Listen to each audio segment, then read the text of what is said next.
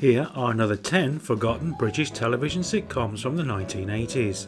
How many of these will you remember?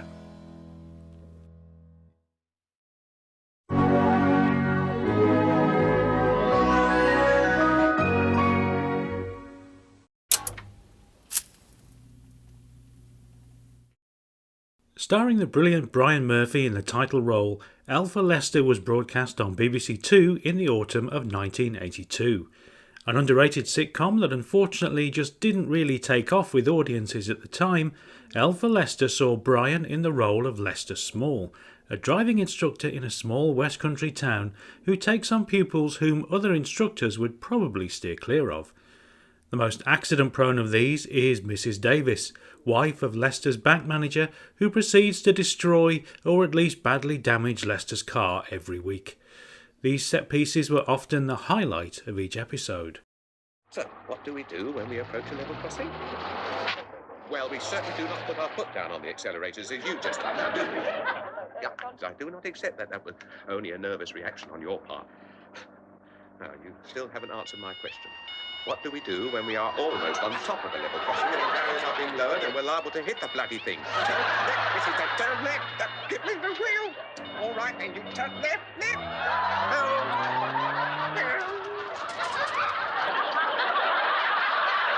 Just please stand well back from the platform for the through train to Penzance.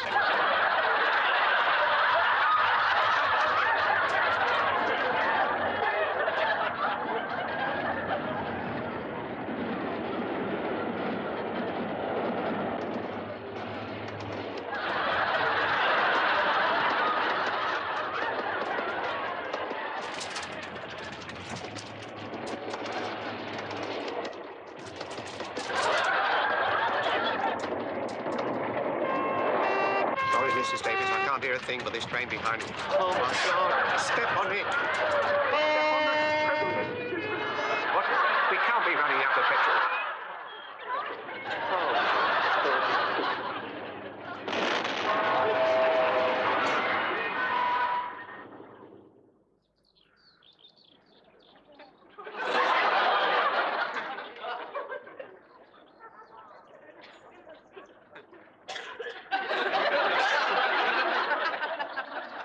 Can you mend it?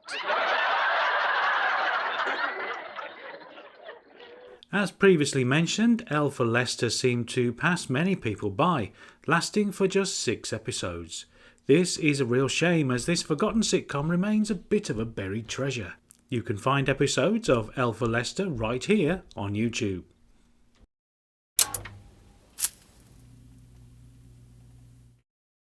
Another 80s sitcom that didn't quite take off as expected, lasting for just one series of 6 episodes, Wyatt's Watchdogs starred Brian Wilde in the title role. Made in between Brian's 2 stints as Foggy in Last of the Summer Wine, Wyatt's Watchdogs followed a hapless neighbourhood watch group led by ex-military man Major John Wyatt. Although the group all believed in the same cause, various personality clashes ensured they never seemed to accomplish what they set out to do. Wyatt has a particularly testy relationship with Peter Pitt, a burglar alarm salesman who simply uses his position in the group to sell more of his alarms and meet women. The interplay between Brian Wilde as Wyatt and Trevor Bannister as Pitt forms the backbone of the series. Prepared a map, yeah? Yeah. Now gather round, come along, gather round so you can see it. You will notice that places of importance are denoted by certain symbols. Whose house is that? That is this house. It looks like Windsor Castle. I am the area coordinator, Pitt, therefore this is the HQ. Oh, John, you've drawn a red heart on my house. Yes, well, that's because of your name, Virginia. Lovell, you see, love. Or, it's a simple cartographic system of identification. It's a good thing Mr. Pocock wasn't elected.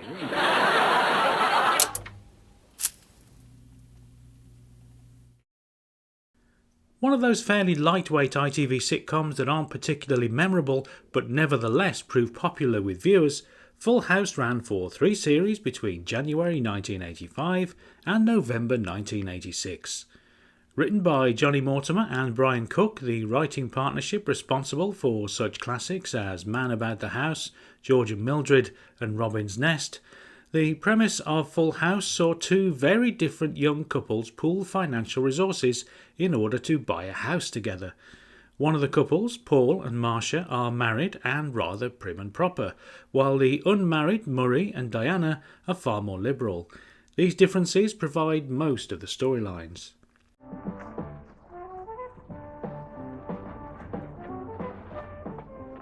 Our first real home. Shouldn't I be carried over the threshold? Oh. What is that? I think it's them.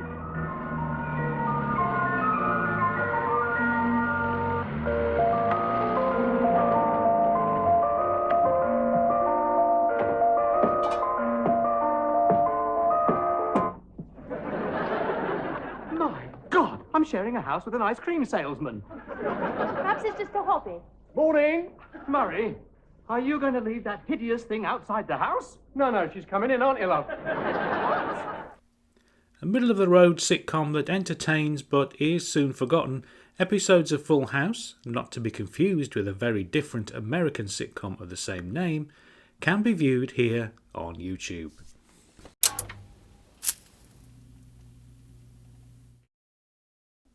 Former model Lorraine Chase rose to national fame in the 1970s after appearing in a memorable series of television advertisements for Campari. Soda, of course. No, lemonade. Campari and lemonade. Yeah, nice colour, isn't it? Campari, with soda, with lemonade, with tonic, but always with pleasure. Were you truly wafted here from paradise? No, Luton Airport. With her newfound fame, Lorraine moved into acting, with one of her biggest roles being that of Lorraine Watts in the popular ITV sitcom The Other Arf. Running for 4 series between 1980 and 1984, The Other Arf took a comical look at the relationship between down-to-earth Cockney girl Lorraine and the upper-class MP Charles Latimer, played by John Standing. The odd couple's blossoming romance is further complicated by the fact that Latimer is already engaged to the snobbish Sabina, played by Patricia Hodge. This culture clash comedy proved to be a hit with viewers, mainly due to the presence of the popular and likeable Lorraine Chase.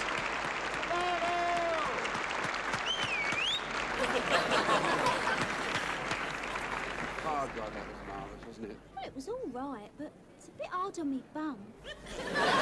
The Other Arf is available on DVD, although copies are now becoming a little harder to find.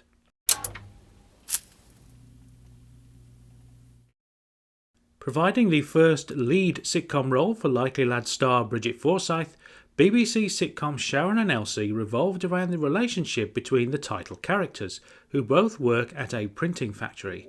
Sharon, played by Jeanette Beverley, is young and headstrong, while Brigit Forsyth's character Elsie is set in her ways and believes herself to be a cut above the rest. As the series progresses, each begins to see the other's point of view on an increasingly regular basis. Running for 2 series between 1984 and 1985, Sharon and Elsie was soon forgotten amongst the plethora of other television sitcoms that were around at the time. Some episodes can be found here on YouTube.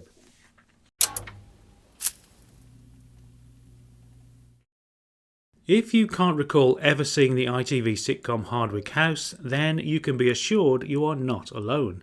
After just 2 episodes had been broadcast in February 1987, the series was pulled from our screens and the remaining 5 episodes remained unshown. This decisive action from ITV bosses came as a result of a huge backlash from viewers who had not taken well to the anarchic, no-holds-barred nature of the series. How many of those people complaining had actually watched any of the episodes is open to debate, but it all adds to the infamous reputation that this school-based sitcom still has today. Much of the blame for the quick demise of Hardwicke House can probably be attributed to ITV bosses who decided to broadcast the series at 8 p.m. The near-the-knuckle humour employed in Hardwicke House and the repulsive nature of many of the characters would have been far better suited to a post-Watershed slot. With all episodes of Hardwicke House, including one featuring cameos from Rick Mayall and Ade Edmondson, now available on YouTube, you can judge for yourself whether this much derided series deserves its reputation as one of the most controversial television sitcoms of all time.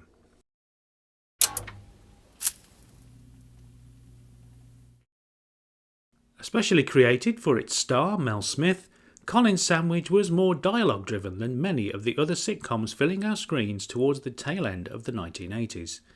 Smith was Colin Watkins, an office worker employed by British Rail who aspired to be a professional horror writer in the vein of Stephen King. Rather than any lack of talent, it was often Colin's own insecurities and paranoia which held him back. Although he often shied away from revealing his true feelings to others, as viewers we were privy to his thoughts in the form of regular internal monologues. Quite different to any other sitcom of the era, Colin's Sandwich was probably too much of an acquired taste to be a big hit, leading to the series being overlooked today.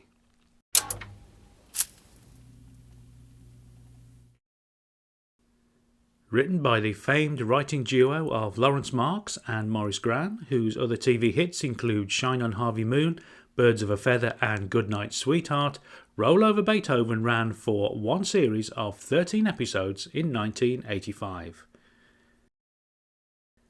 Fresh from the success of The Young Ones, Nigel Planer is millionaire rock star Nigel Cochran, who purchases a manor house in a sleepy village with the intention of recording a solo album there. Although accomplished on the bass guitar, he is fairly clueless when it comes to keyboards, which is where local piano teacher Belinda, played by Lisa Goddard, comes in. Inevitably, the pair strike up a romance, much to the chagrin of Belinda's strict father, a retired schoolmaster played by comedy stalwart Richard Vernon. A well-written sitcom with great performances from the main cast, Roll Over Beethoven can be seen here on YouTube.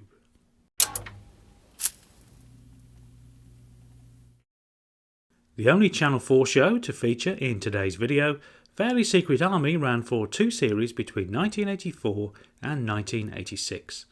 Despite an excellent cast led by the great Geoffrey Palmer and also featuring Liz Fraser, Michael Robbins and Paul Chapman, the series came and went with a bit of a whimper and remains pretty much forgotten today.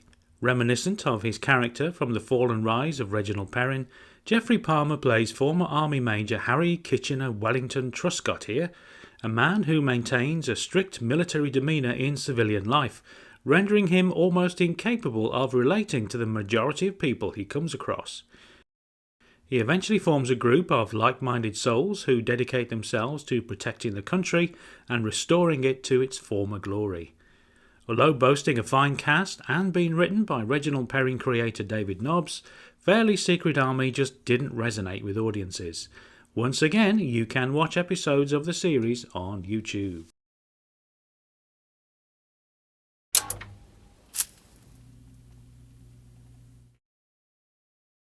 Although not as forgotten as many of the other series featured today, the brilliant Dear John remains an underrated gem, one which often gets overlooked when conversation turns to great 80s sitcoms. Written by the one and only John Sullivan, creator of such classics as Only Fools and Horses, Just Good Friends and Citizen Smith, Dear John starred Ralph Bates in a title role, a mild-mannered schoolteacher whose wife has recently left him for his best friend. Deciding to make the best of the situation, he joins the one-to-one group for the divorced and separated. As with many John Sullivan sitcoms, Dear John boasts a fine array of supporting characters, including group head Louise, who seems to be obsessed with everyone's sexual history, the timid and relentlessly dull Ralph, and perhaps most memorable of all, Kirk St. Moritz, who hides his many insecurities behind an exceedingly brash, boastful front. Using the same title, an American version of Dear John aired on US television between 1988 and 1992. Featuring Taxi star Judd Hirsch as John, the remake eventually aired on the BBC under the title Dear John USA. While Dear John is available on DVD, it is now quite difficult to find. Do you have any particular favourites from the shows mentioned in today's video? What other forgotten British sitcoms from the 1980s do you think deserve a mention? Do let me know in the comments. If you enjoyed today's video, a little click on the like button is always much appreciated. As always, thanks for watching, and do join me next time for more nostalgic goodness.